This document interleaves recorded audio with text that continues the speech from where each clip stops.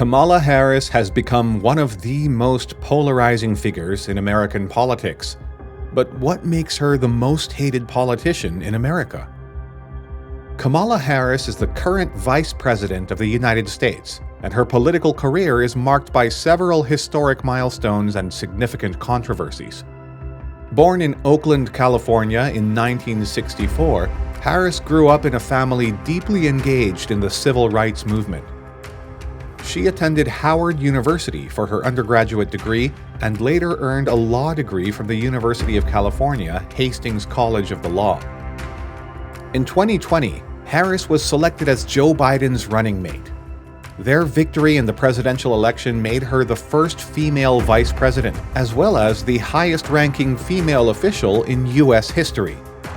As vice president, Harris has taken on significant responsibilities, including addressing issues related to voting rights, immigration, and the COVID-19 pandemic.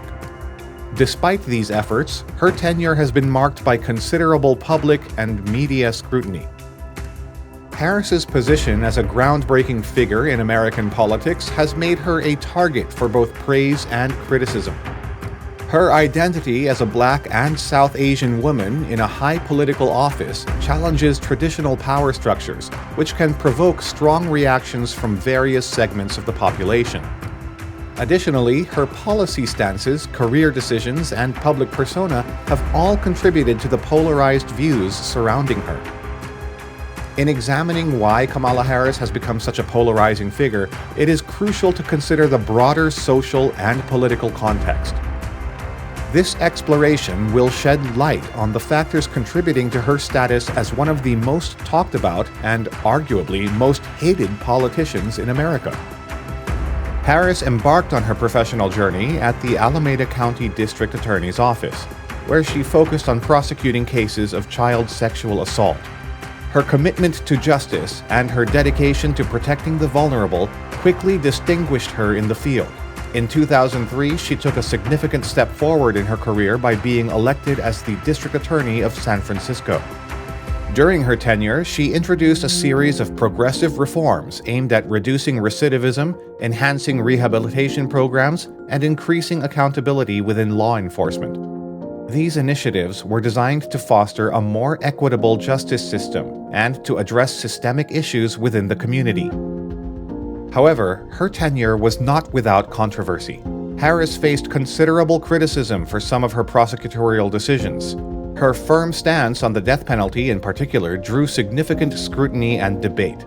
Additionally, her handling of cases involving police misconduct was a point of contention, with some arguing that her approach was too lenient or lacked transparency.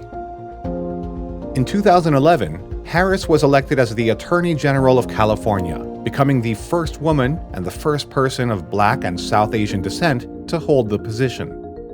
As Attorney General, she took on major issues such as the foreclosure crisis, securing settlements for California homeowners, and promoting environmental protection.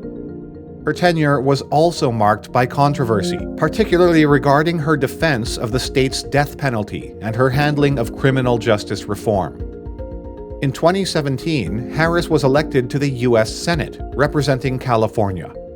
Her tenure in the Senate was notable for her rigorous questioning during hearings, her advocacy for healthcare reform, and her push for racial and economic justice.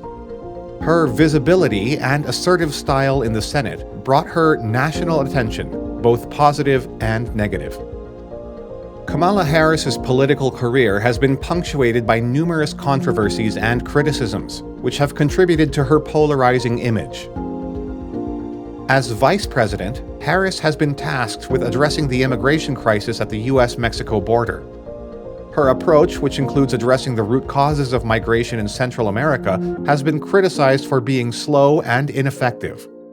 Additionally, her blunt response during an interview where she told migrants, "Do not come," sparked further controversy. Harris's public speaking style and media interactions have often been criticized. Some perceive her as being overly rehearsed or insincere, which detracts from her messages.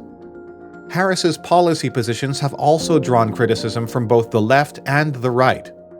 Progressives have accused her of being too moderate, especially given her prosecutorial past.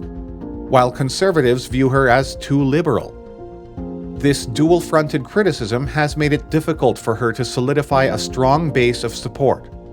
During her 2020 presidential campaign, Harris struggled to gain traction. Her campaign was marked by frequent shifts in strategy and messaging, which led to perceptions of inconsistency and lack of clarity. She dropped out of the race before the primaries, citing a lack of funds and declining support. As a Black and South Asian woman in a high political office, Harris challenges traditional power structures. This has led to both heightened expectations and intensified scrutiny. Her historic position often subjects her to a higher level of criticism, as she is seen as a representative of multiple communities. The media plays a significant role in shaping public perception.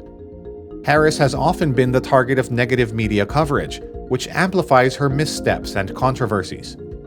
The fragmented media landscape with its partisan divides further exacerbates polarized views of her. The current political climate in the United States is highly polarized, and this extends to perceptions of political figures. Harris, as a high-profile member of the Democratic Party, is subject to intense criticism from conservative circles. Simultaneously, she faces pressure from the progressive wing of her party to adhere to their ideals. Harris's career has been marked by high expectations, partly due to her historic achievements and partly due to her ambitious rhetoric. When her actions or policies fall short of these expectations, it leads to disappointment and criticism. This gap between expectation and reality can erode public trust and support. Harris's communication style, which some perceive as calculated and cautious, can be a double-edged sword. While it may be intended to avoid gaffes and maintain a professional image, it can also come across as insincere or out of touch. During the 2020 presidential campaign, Kamala Harris won her debate against Vice President Mike Pence, according to polls. This contrasted with Pence's prior debate victory over Tim Kaine, Hillary Clinton's running mate in 2016. Harris's strong debate performance showcased her skills, but it also underscored some of her weaknesses as a national politician. She has often struggled to clearly articulate her vision for the country and how she plans to improve the lives of voters, a skill typically honed by governors and members of Congress. Prosecutors like Harris don't usually develop this messaging. Elena Plot Calabro, a writer at The Atlantic who spent months profiling Harris, remarked on the Ezra Klein show, "She's a very poor communicator when the parameters are quite wide." This issue is evident in Harris's 2019 book, The Truths We Hold, which was criticized for being full of platitudes. During her presidential campaign, she sometimes failed to clearly explain her policies, especially on Medicare, leading to weak poll numbers and her eventual withdrawal before the Iowa caucus. As vice president, some of her statements have been ridiculed by both conservative media and shows like The Daily Show. One challenge for Harris is that she has seldom needed to win over swing voters, who are crucial in presidential elections. Representing California, a state dominated by Democrats, her only Senate campaign saw her defeating another Democrat, as no Republican qualified for the general election. This environment has made her more attuned to elite liberal discourse, rather than the pragmatic arguments needed to win in competitive states. Lindsey Graham, a Republican senator from South Carolina, noted on CBS News that while Harris might be a vigorous nominee, her positions to the left of Biden, such as support for Medicare for All and the Green New Deal, could be a disadvantage. However, there is a notable exception: Harris's success in California prosecutor elections, where she campaigned on being tough on crime with a smart on crime approach. This moderate stance has historically helped Democrats like Biden, Obama, and Bill Clinton win elections. If Harris can convince voters she is more moderate than her critics suggest, she could become a formidable presidential candidate. If you found this video insightful, we'd love to hear your thoughts on Kamala Harris. Share your opinions in the comments section below. Don't forget to subscribe to our channel for more political analysis videos.